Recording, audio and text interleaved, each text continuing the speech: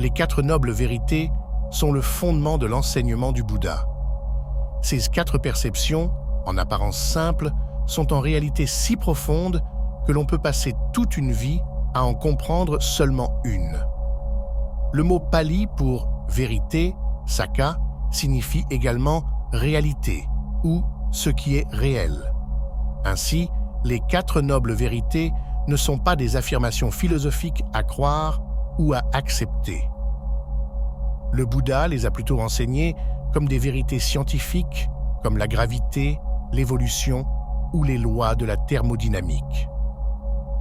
Les 4 nobles vérités représentent des aspects objectifs et fondamentaux de la réalité que le Bouddha a réalisée lorsqu'il s'est éveillé. Ne pas connaître ces vérités, a-t-il dit, c'est avancer dans la vie comme dans un sommeil, répétant toujours les mêmes erreurs, sans savoir qu'elles vous apportent la souffrance. Mais ce n'est pas une coïncidence si ces 4 vérités sont appelées nobles. Les entendre est déjà le premier pas sur un chemin qui vous conduira un jour à devenir vous-même un être éveillé, un Bouddha. Alors, explorons les 4 nobles vérités du Bouddha et voyons comment ces enseignements anciens peuvent enrichir nos propres vies en tant qu'êtres sensibles luttant avec le mystère de la vie. La première noble vérité est que la vie est pleine de dukkha. Maintenant, qu'est-ce que le dukkha? La plupart des gens traduisent ce mot pali par souffrance, mais c'est seulement partiellement correct, et cela peut être trompeur. Souffrance est un mot anglais très fort que nous utilisons rarement. Nous disons que nous avons passé une journée stressante au travail, ou que nous sommes en colère d'avoir perdu nos écouteurs, ou que nous regrettons de ne pas avoir parlé à notre béguin au lycée. La vie est pleine de telles expériences désagréables, mais les appeler souffrance est un peu exagéré. Le Bouddha a voulu dire de telles choses avec dukkha, mais il a également voulu dire tellement plus. Par exemple, perdre ses clés est dukkha, mais perdre un être cher est dukkha. Regretter son choix pour le déjeuner est dukkha, mais regretter 30 ans de mauvais mariage est également dukkha. Se cogner l'orteil est dukkha et avoir un traumatisme à vie aussi est dukkha. Le point est que le dukkha peut être traduit par souffrance, mais aussi par insatisfaction, inconfort, stress ou désagrément. Toutes ces choses sont dukkha, mais le dukkha n'est aucune d'elles. Dukkha est un mot bien plus profond que toute traduction anglaise ne peut le suggérer. C'est un mot utilisé dans le bouddhisme pour désigner une réalité profonde de la vie, à savoir que nous n'obtenons jamais vraiment ce que nous voulons. Et même si nous obtenons ce que nous voulons, nous finissons toujours par le perdre un jour. C'est la première noble vérité du bouddhisme. Mais ce ne sont pas seulement les choses désagréables qui sont dukkha. Le Bouddha dit à ses disciples que même le plaisir matériel et spirituel est dukkha. Le plaisir que vous ressentez pendant un orgasme est dukkha. Le bonheur de voir naître votre enfant est dukkha. Même le plaisir d'apprendre les enseignements du Bouddha est dukkha. Pourquoi? Parce que rien de tout cela ne dure jamais. Pensez-y. Quel que soit le bonheur et le plaisir que vous atteignez dans la vie, que ce soit matériel ou spirituel, cela finira un jour par disparaître. Et quand cela disparaîtra, cela vous laissera avec la douleur d'être séparé de lui. Ainsi, tout le bonheur et le plaisir que vous trouverez dans ce monde contiennent en eux la graine du dukkha. Et vous ferez l'expérience de ce dukkha, si ce n'est pas maintenant, alors plus tard. Ce n'est pas une opinion, mais une réalité de la vie. Vous voyez, la première noble vérité du bouddhisme est bien plus profonde et sombre que ce que la plupart des gens réalisent. Elle dit non seulement qu'il y a de l'insatisfaction dans la vie, elle dit que même ce que nous croyons être le bonheur n'est qu'une forme différée d'insatisfaction. Le plaisir n'est que le masque de la douleur. La réalisation n'est que le masque de la déception. Le bonheur n'est que le masque du dukkha. Je dirais aussi qu'il y a une certaine vertu à se concentrer sur le côté sombre de la vie. Après tout, le dukkha est le problème universel auxquels sont confrontés tous les êtres sensibles, en tout temps et en tout lieu. Dans son excellent livre « Ceux que le Bouddha a enseignés », Walpolatero écrit « Un médecin peut exagérer gravement une maladie et abandonner tout espoir. Un autre peut déclarer ignoramment qu'il n'y a pas de maladie et qu'aucun traitement n'est nécessaire, trompant ainsi le patient avec une fausse consolation. Vous pouvez appeler le premier pessimiste et le second optimiste. Les deux sont également dangereux. Mais un troisième médecin diagnostique correctement les symptômes, comprend la cause et la nature de la maladie, voit clairement qu'elle peut être guérie et administre courageusement un traitement, sauvant ainsi son patient. Le Bouddha est comme le dernier médecin. Mais que fit le Bouddha après avoir découvert que l'existence est pleine de dukkha? Sûrement, un esprit moindre se serait effondré ici dans le nihilisme. Après tout, si partout où vous vous tournez, il n'y a que du dukkha et encore du dukkha, à quoi bon quoi que ce soit? Un nihiliste occidental recommanderait ici de se suicider. Mais même cela n'est pas une issue pour le Bouddha. Le Bouddha était, après tout, certain de la réalité de la renaissance et de la loi du karma. Se donner la mort, comme acte de violence, ne ferait qu'aggraver votre situation dans une vie ultérieure où le dukkha est encore plus intense. Donc, pris dans ce labyrinthe sans fin du dukkha, que pouvait faire le Bouddha pour améliorer sa situation? Eh bien, il a fait ce qu'il nous conseille à tous de faire. Il a dirigé son esprit entraîné uniquement vers le dukkha. Il a regardé, et il a regardé en profondeur. Et là, en plein milieu du dukkha, il a découvert la deuxième noble vérité, la soif. La deuxième noble vérité est que la cause et l'origine du dukkha est la soif. Vous voyez, le mot sanskrit pour soif est trasna. Et ce n'est pas une coïncidence si les deux mots se ressemblent tant. Soif dérive en fait de trasna et les deux signifient la même chose. Alors, que voulait dire le Bouddha par soif et pourquoi l'a-t-il vu comme la cause du dukkha? Eh bien, pensez à toutes les mauvaises expériences que vous avez jamais eues, peu importe leur ampleur.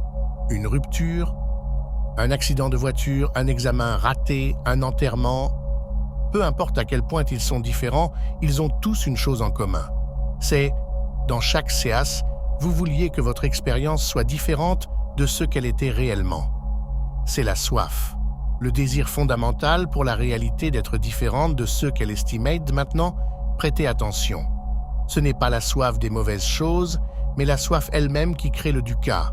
Un moine a soif de l'illumination, un amoureux de son bien-aimé, une femme a soif d'un enfant, un trader de Wall Street d'un plus gros chèque de paix. Un homme a soif par amour, un autre par haine. Les détails n'ont pas d'importance.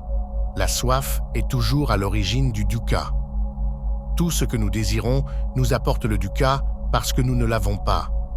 Même si nous obtenons ce que nous voulons, ce n'est jamais aussi bon que nous l'avions imaginé. Même si ce que nous atteignons est aussi bon que nous l'avions imaginé, même s'il est meilleur, cela ne dure jamais. Les chemins du désir sont nombreux et sinueux, mais ils mènent tous aux portes du dukkha. Et cela empire encore. La soif est une addiction. Lorsque nos désirs nous apportent de la insatisfaction, nous n'y renonçons pas. Au contraire, nous avons l'impression que seul le désir et l'obtention d'autres choses peuvent nous apporter un bonheur durable. Bien sûr, cela ne se produit jamais. Chaque désir vient avec la promesse d'une vie meilleure. Mais le désir est comme le monstre mythique Hydra. Coupez-lui une tête et deux autres repoussent à sa place. Chaque désir est le combustible pour encore plus de désirs jusqu'à ce que nous soyons tous enflammés dans le feu du dukkha. Dans le sermon du feu, le Bouddha dit à ses disciples « Tout brûle, moine, tout brûle ». Maintenant, le Bouddha distingue certains désirs comme meilleurs que d'autres. Par exemple, le désir de devenir une personne meilleure, plus responsable et plus productif est moins nuisible que le désir d'alcool. Mais au fur et à mesure que l'on avance sur le chemin de l'éveil, il faut apprendre à se détacher même de ses ambitions spirituelles. La chose étonnante est que le Bouddha a conçu son enseignement de telle manière qu'on doit tout apprendre à travers une pratique difficile et longue. Et ensuite, on doit s'en détacher entièrement. Le Bouddha exprime cela dans sa célèbre métaphore du radeau. Il décrit son enseignement comme un radeau que vous utilisez pour traverser une rivière dangereuse. Mais que devez-vous faire une fois que vous avez atteint en toute sécurité l'autre rive? Emmenez-vous le radeau avec vous et le portez-vous partout? Bien sûr que non. Cela ne ferait que vous compliquer davantage la tâche pour aller plus loin. Il en va de même avec le Dhamma, l'enseignement du Bouddha éveillé. Au début, vous devez déployer de grands efforts pour l'apprendre et il vous épargnera beaucoup de souffrances. Mais une fois que vous êtes suffisamment avancé, il ne fera que freiner votre progression de rester attaché aux enseignements, aux concepts et aux pratiques, même ceux enseignés par le Bouddha.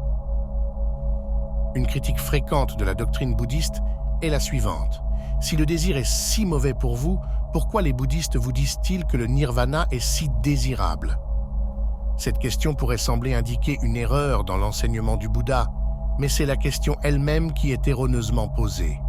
C'est comme demander « quand un feu s'éteint, où va-t-il » C'est une question invalide. Elle utilise des mots de manière absurde qui semblent avoir du sens si l'on ne connaît pas leur véritable signification. Si l'on sait ce que signifie s'éteindre pour un feu, on ne demanderait pas où est allé le feu. De même, si l'on a une idée de ce qu'est le nirvana, on ne dirait pas que c'est un objet de désir. Mais qu'est-ce que le nirvana? Et s'il est le point culminant de la pratique bouddhiste, comment ne peut-il pas être un objet de désir? Pour répondre à cela, nous devons examiner la troisième noble vérité que le Bouddha a découverte. Si la première noble vérité nous donne le symptôme, le dukkha, la deuxième noble vérité nous donne la maladie dont tous les hommes souffrent, la soif. Les deux autres vérités nous diront ensuite la possibilité de nous guérir et ce qu'est le remède. En effet, la troisième noble vérité est l'une des revendications les plus extraordinaires et les plus affirmatives de la vie jamais formulée. C'est l'affirmation qu'il est possible pour un être humain de mettre fin complètement et pour toujours au dukkha. La troisième noble vérité vient de l'expérience directe du Bouddha après son éveil sous l'arbre de la Bodhi. Là, il découvrit une réalité exempte de toute soif et de tout dukkha. Ce n'était pas un concept ou une idée abstraite. C'était, en fait, quelque chose d'encore plus réel que ce que nous avons l'habitude d'appeler réel dans notre vie quotidienne. Le Bouddha découvrit une réalité parfaite qui est toujours et partout présente si nous avons les yeux pour la voir. Il l'appela nirvana. Le nirvana n'est pas seulement difficile mais impossible à expliquer en mots. Nous avons créé des mots pour parler du monde illusoire que nous expérimentons avec nos sens. Mais le nirvana est ce qui est en dessous de toutes les apparences. Les mots ne peuvent que tourner autour, mais jamais entrer et survivre, comme des papillons de nuit autour d'une flamme. Cela rend certaines personnes mal à l'aise. Le sens littéral du mot sanskrit nirvana est « s'éteindre ». Par exemple, lorsqu'un feu s'éteint, il nirvana. Le nirvana n'est pas un état ou une chose, mais une transition. Ainsi, lorsque les gens disent que le Bouddha a atteint le nirvana, cela est trompeur. Il est plus approprié de dire que le Bouddha s'est éteint. Mais qu'est-ce qui s'éteint exactement pendant le nirvana? Eh bien, il y a une très longue réponse que nous laisserons pour une vidéo séparée uniquement sur le nirvana. La réponse courte est que le nirvana est l'extinction de la soif. Toutes les préférences et les aversions, tout désir et attachement, toute haine, avidité et illusion, tout sentiment d'être un moi séparé. Ces flammes qui transforment nos vies en un enfer vivant s'éteignent toutes pendant le nirvana. Vous voyez donc, il est absurde de dire que le nirvana est quelque chose que vous désirez. Le nirvana, par définition, est la fin de tout désir. Donc, si vous désirez le nirvana, vous désirez une fausse idée dans votre imagination de ce à quoi ressemble le nirvana. c'est aussi quelque chose que vous devez abandonner pour que le dukkha prenne fin. En fait, même le désir d'être libéré du dukkha doit prendre fin si vous souhaitez que le dukkha prenne fin. Je sais, plus nous avançons dans ce domaine, plus les mots deviennent inadéquats. Cela donne peut-être l'impression que le nirvana est un état surnaturel, extraordinaire, auquel seuls les maîtres de méditation peuvent accéder. Il est incorrect de penser que le nirvana est le résultat naturel de l'extinction du désir. Le nirvana n'est pas le résultat de quoi que ce soit. S'il serait un résultat, alors il serait un effet produit par une cause. Le nirvana n'est ni cause ni effet. Vous pouvez voir une lumière, mais la lumière n'est pas le résultat de votre vue. Le nirvana est une noble vérité. C'est un élément fondamental de notre réalité. Quand nous vivons dans l'ignorance, le nirvana nous semble étrange et exotique. Mais celui qui a enlevé la poutre de son œil, celui qui a développé la sagesse, peut voir ce qui a toujours été là. Et le Bouddha n'a pas seulement parlé du nirvana aux gens et les a laissés en suspens. Non, comme un bon médecin, il a donné des prescriptions détaillées sur comment on devrait vivre pour mettre fin à la maladie du dukkha. 6 disciples ont compilé toutes les prescriptions que le Bouddha a données à diverses occasions. Les premiers disciples ont mémorisé et organisé ces enseignements en un système qu'ils ont commencé à appeler la voie. Ce système avait 8 composantes majeures et ainsi ils l'ont appelé le noble chemin octuple. C'est ce chemin précisément qui est la 4e et dernière noble vérité. Les chrétiens utilisent un mot spécifique pour une action erronée. Nous l'appelons un péché. Mais le mot péché, surtout dans le passé, ne s'appliquait pas seulement à quelque chose de mal aux yeux de Dieu. Il avait un sens plus général qui s'appliquait à des choses qui étaient simplement imparfaites, comme un poème mal écrit ou une flèche qui ne peut pas voler droit. Nous avons ce même concept dans le noble chemin octuple, la 4e noble vérité du bouddhisme.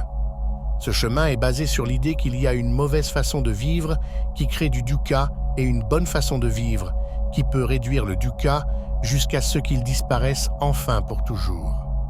Cette division entre les actions mauvaises et bonnes n'est pas basée sur l'opinion subjective du Bouddha. C'est plutôt une théorie presque scientifique basée sur des preuves que vous pouvez inspecter vous-même.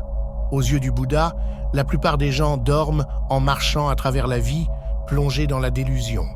Ainsi, sans le savoir, ils vivent d'une manière qui crée du dukkha.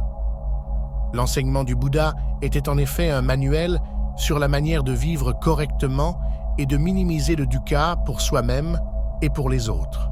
Alors voyons de quoi ce manuel est composé. La bonne vue signifie avoir la sagesse de voir à travers les mots et les actions délirantes de vous-même et des autres. Aujourd'hui comme à tout moment, ce que la culture célèbre comme vertu et succès est généralement une imperfection et un échec déguisé. Aucune quantité de richesse matérielle, de productivité ou de plaisir ne peut vous débarrasser du dukkha. En fait, ces choses ont l'effet retardé de créer encore plus de dukkha. Pour voir cela, il faut de la sagesse et c'est une bonne vue. La bonne intention nécessite la bonne vue. Ce n'est qu'après avoir vu les choses telles qu'elles sont vraiment que vous pouvez vous créer les bons types d'objectifs. Le Bouddha a vu que l'homme est malade de soif sans fin et de dukkha, et donc la meilleure intention est de tenter de se guérir soi-même et les autres de cette maladie. Une fois que vous voyez les choses telles qu'elles sont et que vous avez les bonnes intentions, la manière dont vous parlez, agissez et vivez est calibrée pour vous sortir du labyrinthe de la soif et du dukkha.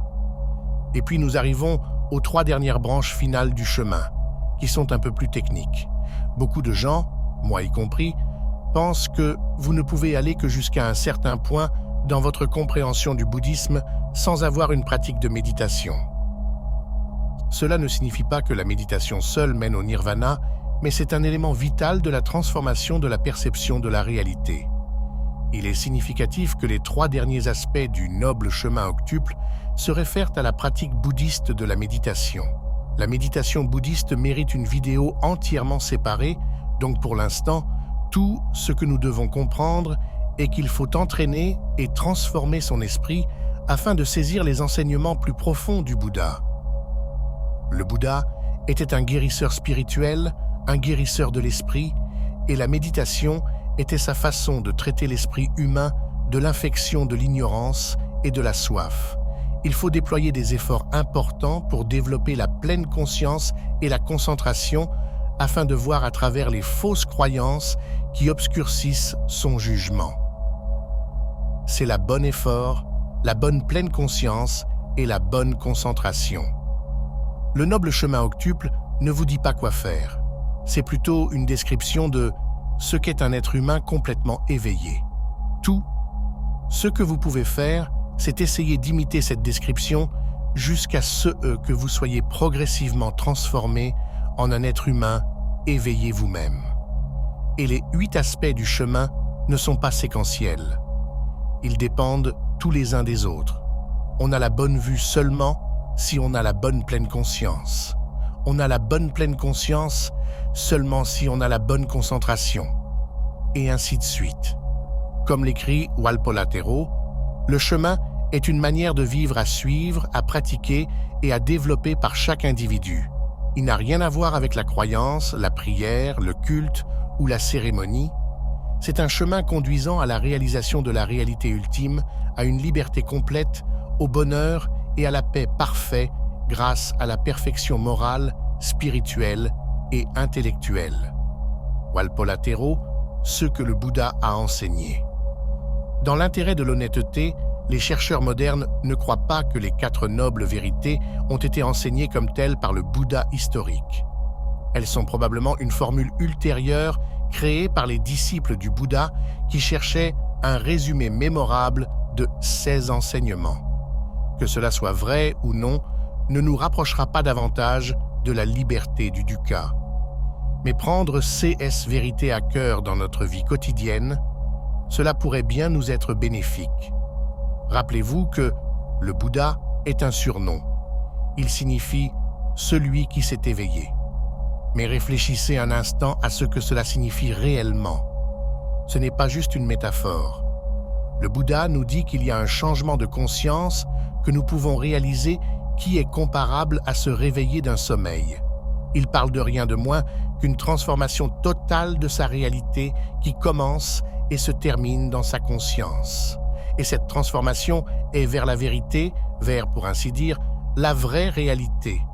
C'est la fin du sommeil, la fin des fausses histoires, opinions et croyances que nous avons tous en nous. Le plus important, c'est la fin du dukkha. Le Bouddha, quand il a finalement perfectionné son esprit, a vu que l'existence humaine est un cauchemar. Mais alors il s'est réveillé. Ces enseignements depuis ce jour-là, ces 4 nobles vérités, sont comme des mots qu'il nous murmure à l'oreille, essayant de nous réveiller aussi. Chers amis de ma chaîne YouTube, je tiens à prendre un moment pour exprimer ma sincère gratitude à chacun de vous. Votre présence sur ma chaîne et le temps que vous consacrez à regarder mes vidéos ont une signification bien plus profonde que de simples statistiques. Votre soutien me motive et m'inspire à créer toujours plus. J'apprécie vraiment chaque moment que nous partageons sur cette plateforme. Si ma chaîne peut apporter ne serait-ce qu'un petit moment de joie, de réflexion ou d'évasion dans votre vie, alors elle atteint son objectif. Merci.